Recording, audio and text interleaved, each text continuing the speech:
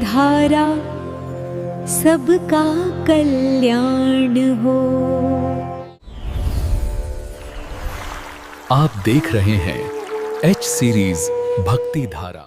श्री राम श्रोताओं, आज आपको मैं गरुड़ पुराण के अंतर्गत इंद्र नीलमणि का लक्षण तथा उसकी परीक्षा विधि की छोटी सी कथा सुना रहा हूँ। तो सुनिए।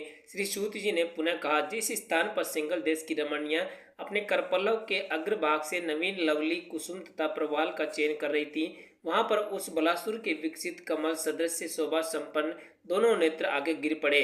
समुद्र की वह कछार भूमि रतन के समान चमकने वाले नेत्रों की प्रभात रंगों से सुशोभित होकर एक विशाल क्षेत्र में फैली हुई है।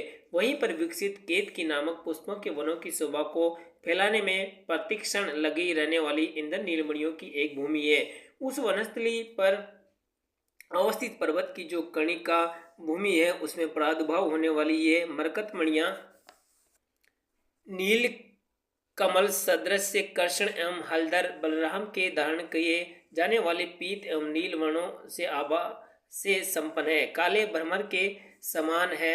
सांग धनुष से सुशोभित स्कंद एवं प्रदेश वाले भाग विष्णु की कांति से युक्त है तथा भगवान शिव के कंठ के समान नील वर्ण और नवीन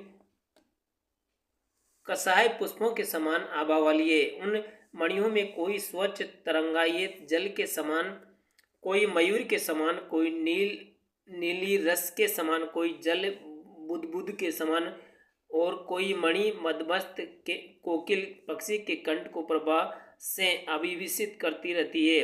उन सभी मणियों में एक प्रकार की ही निर्मलता तथा प्रभाव शक्ति की भावस्वरता विद्यमान रहती है। उस पर्वत के रतन गर्भ से प्राप्त होने वाली मणियों में इंद्र नीलमणि नाम के रतन अत्यधिक गुणशाली होते हैं। जिन मणियों में मिट्टी, पत्थर, छिद्र एवं करकराहट की ध्वनि एवं नील गगन पर आच्छादित सघन मेघ छाया की आभा रहती है, वे वर्ण दोष से दूषित मानी जाती है।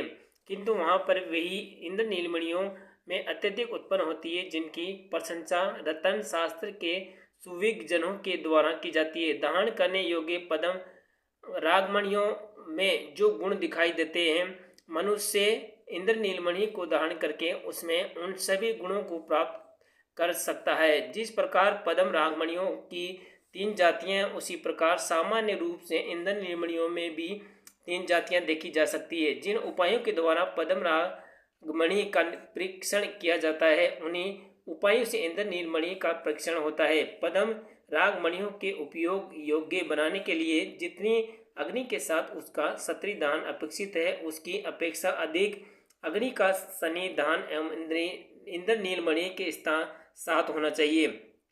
तभी परीक्षण अथवा गुणों की अभिवृद्धि के लिए किसी भी प्रकार की मणि को अग्नि में डालकर संतपत नहीं करना चाहिए। अज्ञानतावश भी यदि कोई ऐसा करता है तो अग्नि की सम्यक मात्रा के परिज्ञान से रहित प्रदाह में जलाने के कारण उत्पन्न दोषों से प्रदूषित वह मणि ऐसा करने वाले कर्ता एवं कार्यता करवाने वाला दोनों के लिए अनिष्टकारी होती है। कांच, उत्पल, करवीर, स्फटिक एवं वैदूर्य आदि मणियों इंद्र नीलमणि के सदृश होने पर भी रत्न विशेषज्ञ के अनुसार विजाति ही मानी जाती है। अतः इन उक्त सभी मणियों के गुरुत्व एवं काठिन्य धर्म की अवश्य परीक्षा लेनी चाहिए। जिस प्रकार कोई इंद्र नीलमणि ताम्र वर्ण को धारण कर लेती है, उसी प्रकार ताम्र वर्ण वाले करवीर तथा उत्पल नाम दोनों मणियों को भी रक्षा करनी चाहिए। जिस इंद्र नीलमणि के मध्य इंद्र युद्ध की प्रभाव अवभाषित होती रहती है, उस इंद्र नीलमणि को पृथ्वी पर अत्यंत दुर्लभ एवं अत्यधिक मूल्यवान कहा गया है। 100 गुण अत्यधिक परिमाण वाले दूध में रखने पर भी जिससे कि सांद्र वर्ण की कांति से वह दूध श्योम नील वर्ण हो जाता है, उसी को महान नीलमणि कहते हैं। जिस प्रकार महासादी से की गई तोल के द्वारा महागुणशाली पद्म रागमणि का मूल्य निर्धारित किया जाता है, उसी प्रकार स्वर्ण परिमाण 80 रत्नी एवं की तोल से महागुणशाली इंद्र नीलमणि का मूल्य निर्धारित होता है। जय श्री राम। श्रोताओं, श्रोताओं, इंद्रनील मणि के लक्षण तथा उसकी परीक्षा विधि की ये छोटी सी कथा आपको कैसी लगी, कृपया कमेंट करके जरूर बताएं और ऐसी ही कथा सुनने के लिए हमारे चैनल ए सीरीज भक्ति धारा को सब्सक्राइब करें। भक्ति धारा सबका कल्याण हो।